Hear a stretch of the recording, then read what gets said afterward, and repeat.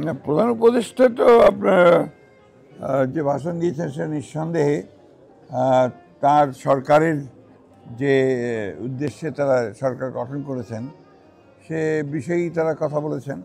দ্বিতীয়ত হচ্ছে যে উনি এমন এক সময়ে ওনাদের সরকার আপনার দায়িত্ব নিয়েছে যে যখন দেশে একটা গণ অভ্যুত্থানের পরে একটা শূন্যতার মধ্যে আমরা রাজনৈতিক দলগুলো এবং ছাত্ররা মিলেই কিন্তু তাদেরকে সে দায়িত্বটা আমরা দিয়েছিলাম, এবং এই এক বছরের মধ্যে চেষ্টা করেছেন যে একটা ভয়াবহ অবস্থায় অর্থনীতি ছিল, রাজনীতি ছিল, যে শূন্যতা সৃষ্টি হয়েছিল, একটা সংকট তৈরি হয়েছিল, সেখান থেকে আপনার এটাকে আপনার একটা ফিরিয়ে নিয়ে এসে মোটামুটিভাবে একটু আপনার অবস্থায় নিয়ে আসার চেষ্টা করা।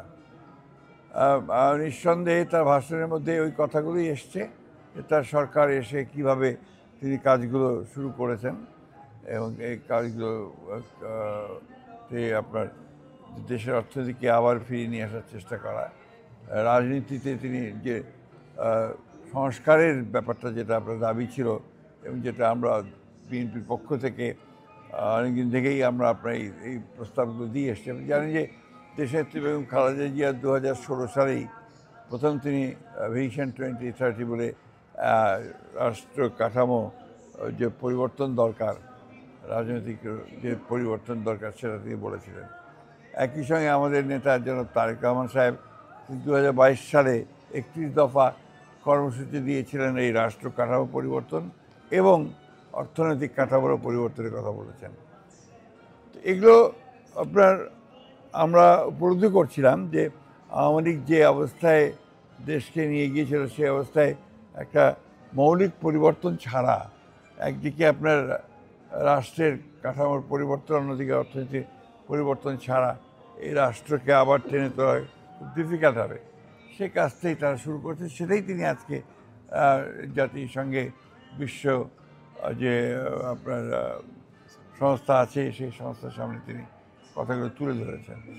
সেদিক থেকে আমরা অত্যন্ত খুশি এই জন্যে যে ফর দ্য ফার্স্ট টাইম তিনি বিরোধী রাজনৈতিক দলগুলোকে সরকারের কাজের সঙ্গে সম্পৃক্ত করে তিনি জাতিসংঘে নিয়ে এসেছিলেন, এবং সেখানে তার যে মূল উদ্দেশ্যটা ছিল যে the unity of the nation, জাতির যে ঐক্য, এই ঐক্যটাকে প্রকাশ করা, যেটাতে আমি মনে করি ইটস এ ইউনিক আপনার একটা এফোর্ট, এবং বাংলাদেশের প্রেক্ষিতে এটা খুবই প্রয়োজন, সেটা তিনি উদ্যোগ নিয়েছেন এবং আমরা সেই জন্যই তাকে সর্বাত্মক সহযোগিতা করেছি। আমাদের নেতা তারেক রহমান সাহেব সেই জন্যই এটাকে সমর্থন করেছেন। স্যার, নির্বাচন নিয়ে তিনি একটি বাক্য বলেছেন যে শুধুমাত্র বলেছেন যে ফেব্রুয়ারিতে নির্বাচন হবে এবং এই জন্য নির্বাচনের প্রস্তুতি নিচ্ছে।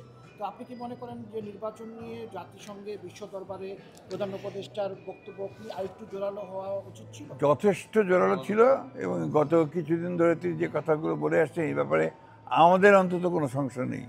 আমরা যারা রাজনৈতিক দলগুলো আছি আমাদের কোনো রকমের সংশয় নেই। উই আর কনভিন্সড যে আপনার 26-এর আপনার ফেব্রুয়ারিতে নির্বাচন হবে।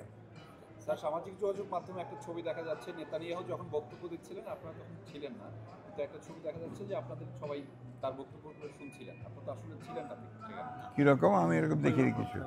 আপনি কোথায় দেখলেন আমি জানি না। আর বাজে ফেক। আমরা যখন আমাদের যাওয়ার টাইম হয়েছে আমরা তখনই এসেছি, এবং আমরা বসার পরেই কিছুক্ষণ পরেই আমাদের প্রধান উপদেষ্টাও এসছেন। তাকে যখন ডেকে নিয়ে ছিলাম আমরা তার বক্তৃতার সময় ছিলাম, তারপরে আমরা ওনার বক্তৃতা শেষ হয়েছে আমরা বের হয়ে গেছি। মানে প্রথম যে বক্তব্য আজকে নেতানিয়াহু, তখন আপনারা কেউ ছিলেন না?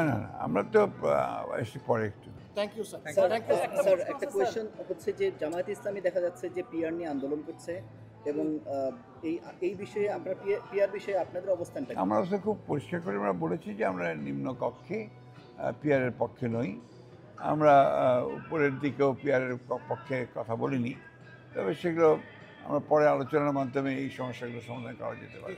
স্যার, একটা প্রশ্ন স্যার, আপনার একটা বক্তব্য নিয়ে আমি আগে উত্তর দিয়েছি, আর উত্তর দেবো না।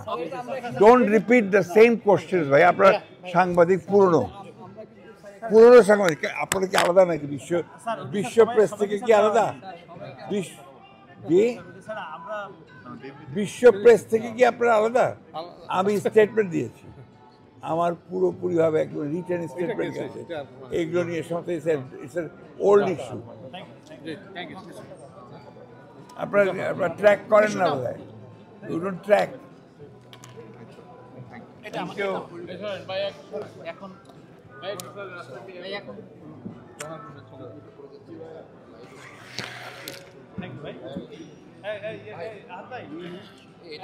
হ্যাঁ হ্যাঁ